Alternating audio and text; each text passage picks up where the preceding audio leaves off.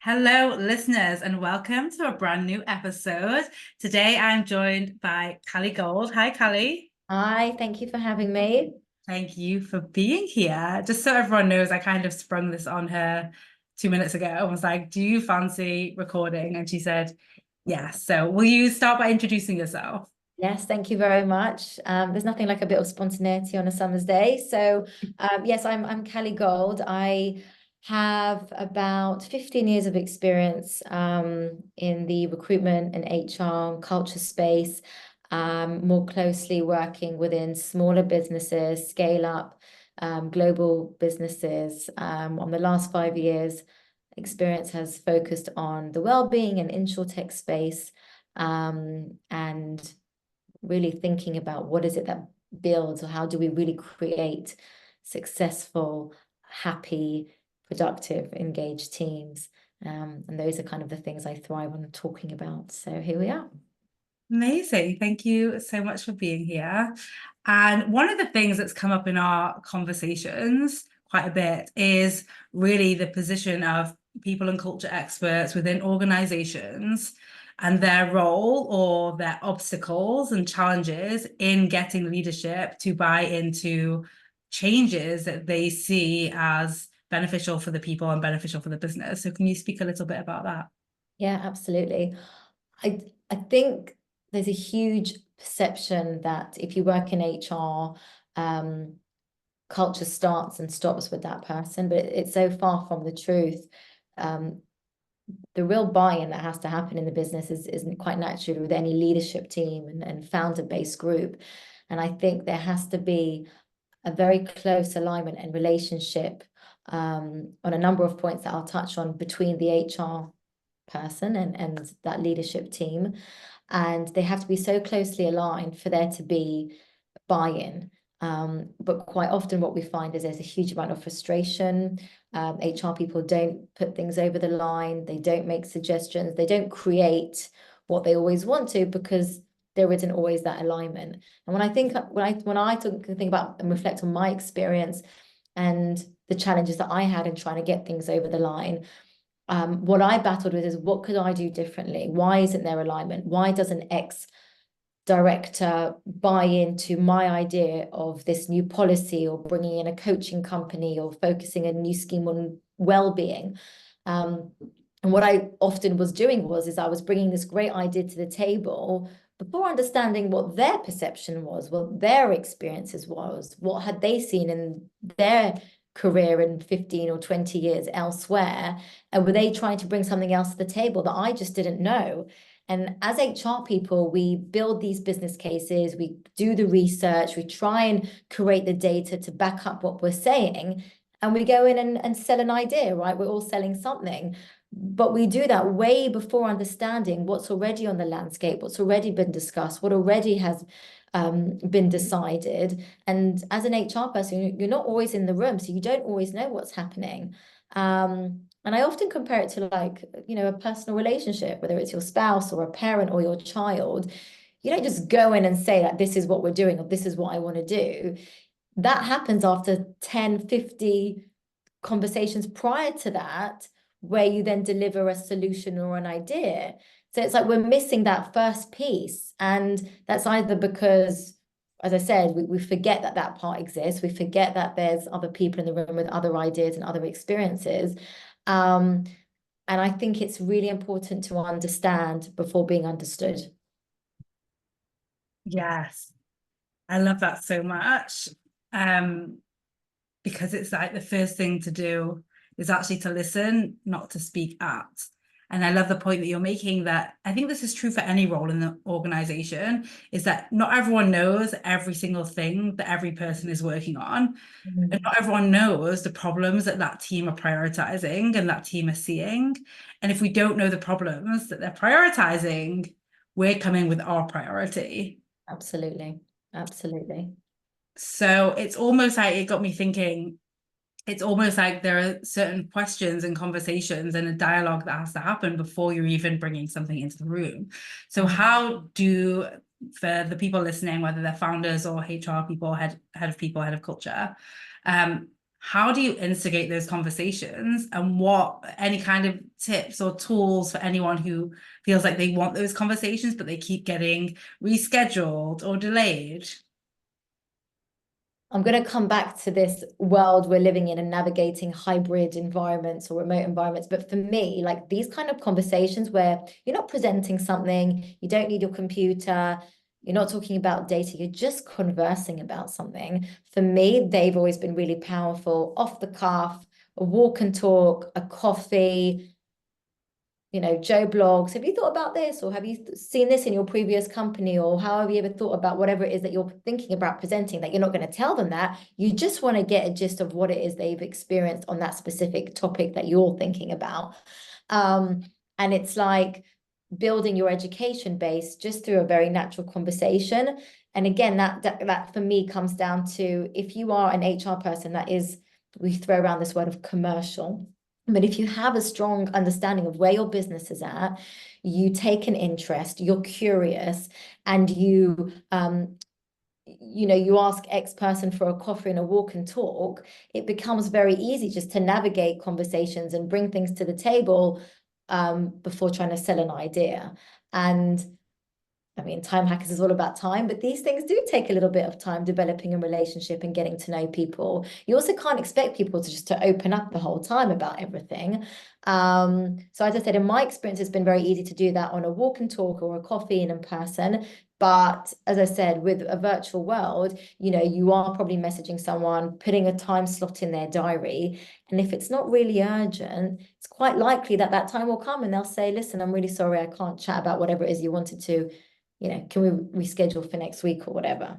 Again, I have definitely been in those situations many of times. And what I would do in that situation is I drop a quick message, however you work on email or Slack or WhatsApp. I'd say, look, by the way, this is what I wanted to chat about. It's not urgent for now, but actually it might be urgent in a few months. Can we make the time? And I think it's really important to have those nuggets of conversation and information before you present an idea or something. Someone said to me a while ago, and I'll never forget this, they said to me, if you're going into like a leadership team meeting, you're going into a group of people, never, ever, ever go in with an idea that hasn't been already directly spoken to in one-to-ones with all that people in that room. Never present an idea from fresh. Make sure there's at least 90% of people in that room that know what you're going to say and are already on board with it. And it's exactly what we're saying. You need to have those direct conversations before you come up with this grand idea to your leadership team or founders network.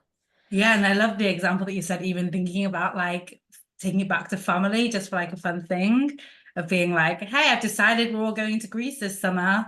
Like I would never walk in to like a Right. family room with, Right.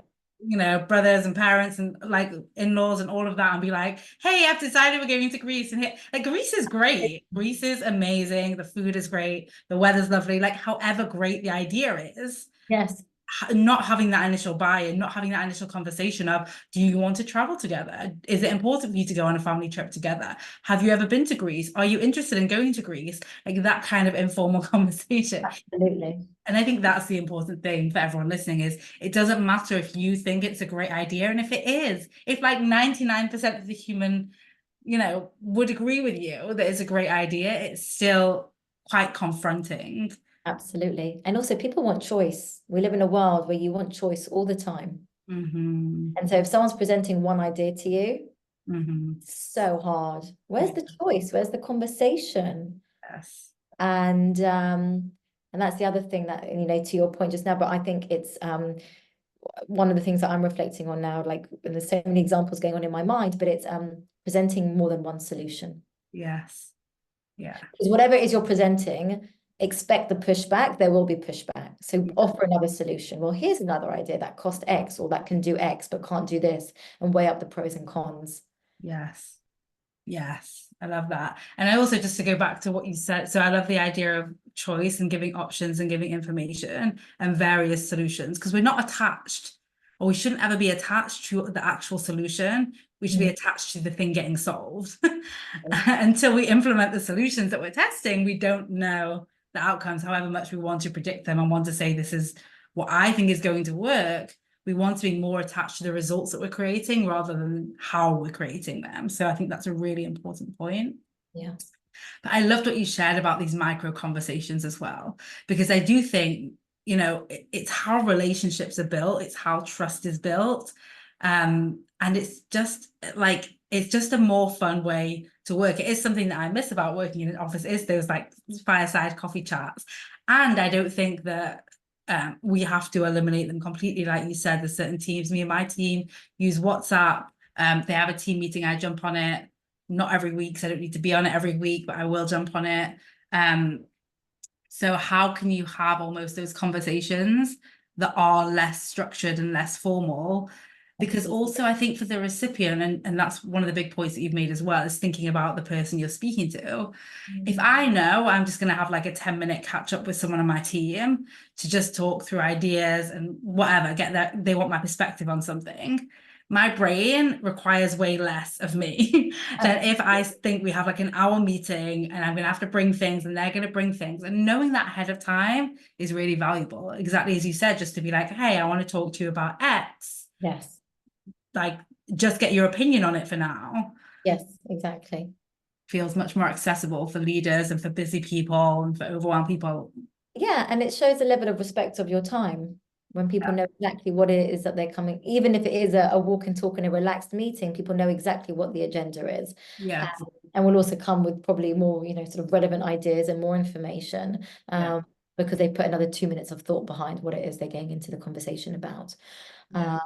But it's how do we navigate these informal conversations, these relaxed conversations, which actually can be very powerful and have a huge amount of leverage for us then to go into a follow-up meeting with. How do we have those on virtually? And it's that conversation, maybe digressing, but it's about how we're building that culture in a remote world globally, and successfully. I always feel on Zoom, people only see what you want them to see. Right? You can see my background. I'm positioned how I want to be positioned for this meeting. My distractions you can't see. My phones and all sorts of my snacks around, and you can't see. And so, right. So people don't always say, so how do we make that still as natural and as authentic as possible, and meaningful? And I think that's something we're all navigating. Yeah. Yes, I do think it's always thinking about how does this translate as we're evolving, as our business is evolving, as how we operate evolves. What do we want to keep and what do we want to test so that we can keep that? And I think, no one has all the answers yet. We're still very much in the testing playground. But one of the things that's come up a little bit in this conversation, and for sure and us previously, is I think, or I wonder, I'm curious in your experience, do people in HR, people in the people roles, I think part of their job is sales. You mentioned it earlier, we're always selling something. But sales has this reputation of being like icky or, whatever people want to say about it. So how do we navigate this idea that we are all selling something when perhaps we don't like to sell? Such a dichotomy. So many people don't realize that they're in sales roles the whole time. We all are. With sales roles, again, I'm bringing it back to personal, because I think the biggest culture influence is your family, is your personal space. But you're always selling something. You're advocating for something. Even if you are doing it indirectly and passively, you're still doing it. So even more so when you're working for a business, whether you're a 10-person business or 1,000-person, you're selling your ideas, you're selling your experiences, you're selling the data that you're presenting. It's not the data you're presenting is telling a story, and you're navigating that story, and that's selling something. Yes. It's selling how badly that we're doing with stress or anxiety or burnout, or how great we're doing with learning and development, and how great we're doing with our attrition rates. There's a constant story to be told, and that's sales, right? I mean, I'm not in marketing, but I worked closely over years with various marketing directors and CMOs, and everything I learned through their eyes was around storytelling. And so how do you take something and brand it in a way that it becomes influential? And that leads me on to when we think about putting business cases together. And I think I wish I learned in school how to put a business case together. I think it's such a missing part of education, but it's like, how do you present your case? We are all putting decks together. We are all presenting an idea, whether it's on email or in person. How do you showcase an idea? How do you do it thoughtfully, meaningfully? How do you bring data into it? And how do you highlight the importance of navigating this specific thing that you want to do? And there's so many factors involved. You know, we've touched on the relationship side, being understood before selling your idea, and understanding rather. But how do you build a business case? That's not simple. And I don't think people talk about it enough, because I think there was a huge amount of pressure on HR leaders to deliver that the whole time. And I think, like with everything, you know, you get better at it with time. But fundamentally, you know, there should be a great course on navigating business cases as an HR leader. I know, why not? Yeah. Maybe you'll be leading it. Actually, just so everyone knows, a lot of our episodes, we do try and give you a download or something that you can take away from the episode. And Cali actually has been working with me in my other business, Time Hackers, well, not in my other business, in my main business. And we've built a business case that we send out to HR leaders. So we're going to leave that for you in the comments so that you can see what we've been considering, what maybe there's certain things that we've not considered that you expected us to. Just into one of the, I think we could even share a little bit now actually around like what were our considerations in creating that, because so we actually were just finishing editing it before I said let's do a podcast now. But one of the considerations that we were literally just speaking about was like actually not giving, you know, a 50 slide deck, even though we could, because it almost makes it harder for the person on the receiving end to select, and to not feel like they're going to miss the most crucial thing. So I think that was a really interesting point in terms of building a business case. It's not that like more is better. Absolutely. Absolutely. So what do you think is important when building a business case? If I can just touch on what we've just done now, because that's fresh in my mind. So I guess just for anyone listening, I truly believe in what Vicky is building, and I believe in the power of Time Hackers and the coaching that they can deliver. And we talked about how difficult it is for HR leaders to categorize and tangibly understand the things that it can impact, right? The obvious things that come to mind with Time Hackers is how it impacts productivity, how it reduces stress, how it creates more efficiency in a business, how it ensures that teams are goal aligned. And these are challenges that we know every single business will have in some shape or form. We all share the same problems, okay? That's why we all talk about them on LinkedIn. That's why all the posts are relevant to everyone. We all share the same problems in a different way. And so Vicky and I talked about HR leaders that Vicky connects with on how they are well aware of the problems in their businesses.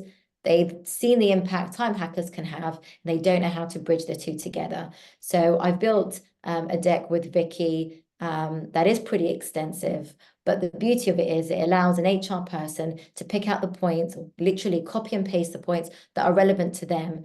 So rather than sending a flimsy email to the founder or the person that's going to sign off this case, which is, you know, Mr. So-and-so or Mrs. So-and-so, whichever sort of gender you go by, you know, we have a problem, we're seeing loads of stress, we're seeing loads of attrition, we've got some misalignment in number of departments. I think Time Hackers could really help us.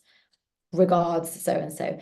You know, such a poor email. Even if you throw some data into that, most founders would come back with pushback of, you know, we don't really have time for this, it's not a priority, we don't have the budget right now, we've already, you know, put people on coaching programs, we've got a round of new joiners joining the business soon. Let's see how they get on, right? These are pushbacks that we have heard time and time again. And more often than not is that we are so busy that we can't thoughtfully think about a response to that. And then it gets buried in your inboxes, which is, I think, an experience we've all had. So Vicky and I have put together some really clear ways to navigate a business case. So what are the challenges in your business that you want to deal with? What are the costs of those challenges at the moment, monetary wise? Literally, what's it costing the business that we have these problems, whether it's absenteeism, whether it's sickness and so forth.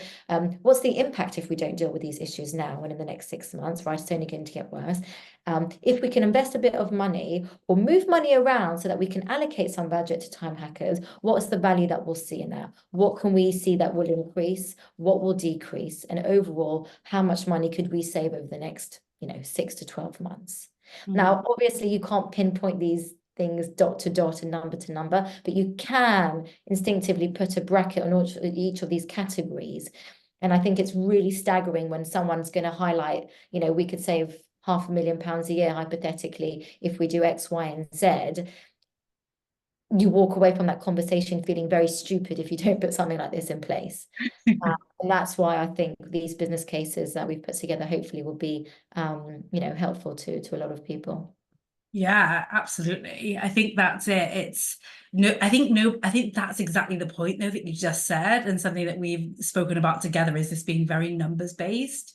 And I think like we can all read the flowery words and like, we've got loads of glowing testimonials from people all over the world in different positions.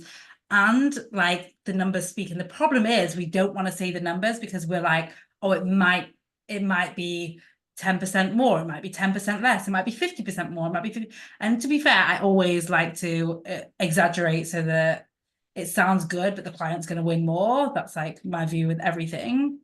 And I think our unwillingness to put down numbers is what makes it harder for another person to make a decision. Yeah. Yeah. And we're very scared, as you say, when you see a number, you feel that you're held to it, you're accountable to that figure. And to deviate from that would make you feel that you're probably being, you're lying and what you're saying is incorrect. And that's why I think putting some sort of bracket on there. And that bracket is still very staggering, right? If you're saving 20% on your payroll bill because people are now not sick and they're not stressed and they're not burnt out and their mental health isn't crashing, then that's huge.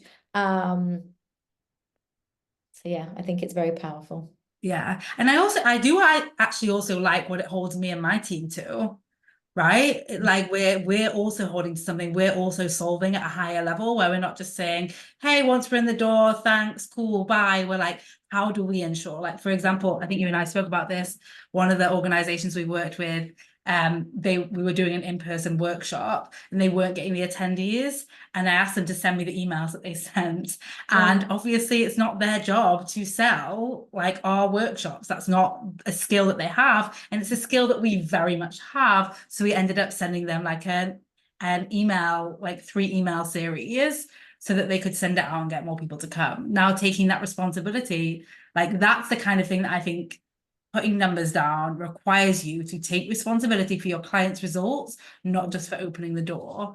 Yeah, absolutely. Absolutely. Yeah. I think the closer you are to the data, that's also very powerful. So depending on the type of business that you're in, if you're operating in a smaller business, that data is so much more than data. It's a story that it's your colleague, it's someone you had a coffee with that that is burnt out, who's told you about the team that they're managing are just collapsing for various reasons. The data is a lot more powerful because you can navigate the conversation you had directly with someone and relay it to the founder, whoever, which backs the business case. I also want to highlight, we're using quite extreme examples, burnout, people being signed off, the stress.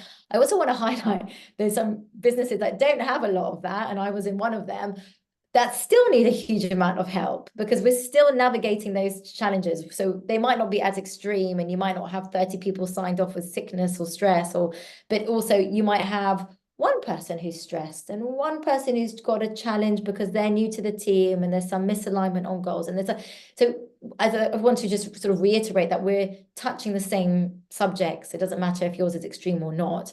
And even if everything seems hunky-dory and everything seems good, there's nothing more impactful than saving time and being more productive and efficient. None of us are running at 100% without the consequences of feeling exhausted and working 7 days a week and experiencing all of that. There is a way to become more productive and being more efficient. And so it doesn't matter how well your business is running, no one is doing it as well as they could do. So I think there's always huge amounts of areas to improve. Yeah, I mean, I always say, like, think about the education we had around time. Like, there basically was none. And what there was like a subliminal, like, over scheduling of school days. Oftentimes people come to me and they'll say like, I wish I could be back my school days where I just had a calendar and followed it. And I was like, yes, but that calendar was decided for you. I remember subjects that you disliked, that you didn't want to do, that you felt forced to do. Like, you had no freedom. So Yeah, what you're saying is you don't want freedom. What you really want is like to trust yourself to use your time effectively, but you've never been taught how to build that skill. That's absolutely. Absolutely. I Um, digress. yeah, powerful and so important. Maybe one day you'll be going into schools at some point, hopefully, to talk about how do you manage your time. Yeah. Such an important, right? Time is the biggest gift. Time is the most important thing we have. Time is a thing we don't have enough of. How do we create more of it? Yes, yes. We're actually speaking with the leadership team of a school to go in and support their leaders, but I think that would be a great way in. So back to, I think this episode is really going to sum around like building a business case. Is there anything that you want to say for people listening that we've not already touched on around building a business case? I think I think it's always just nice to give people three takeaways that are practical and easy to think about, which is one, remember to understand before being understood. So before putting the business case together, before finding your solution, have the conversations with multiple people in that leadership team. Make sure you've got a really understanding and head, sort of strong head of what it is that specific topic looks like at the moment. Make sure you've understood what solutions have been presented previously, if any, and then present your solutions with data, with empathy and clarity. People just want really simple solutions, nothing fussy, and always present more than one solution so you can navigate the pros and cons. And lastly, probably more than three, but lastly is expect pushbacks. Don't ever expect someone to say, yes, signed off. How much? 20K, here you go, done. It's never going to happen. So come prepared with pushbacks and all the reasons that someone could say no, because it will just make your life easier, right? And I think it's also a really strong way to earn the respect, and it shows that you've put in more thought than the average HR person would have into something. Mm. So those are the key things that I think have worked for me in the past. Amazing. Well, thank you so much for sharing all of your wisdom. And I love that we get to give everyone a real life business case for them to review and see all that we've spoken about today actually implemented, what it looks like, particularly the pushbacks and so on. So I think this is really high value. And if people want to stay connected with you, can we drop your LinkedIn in the comments? Absolutely. So you can get in touch with Cali if you've got any questions about building business case or just want to connect with her on LinkedIn. Thank you so much for listening. Thank you for being here. Thank you for sharing your wisdom. Thank you for building the business case with me. And I'll catch you all next time. Bye. Bye bye.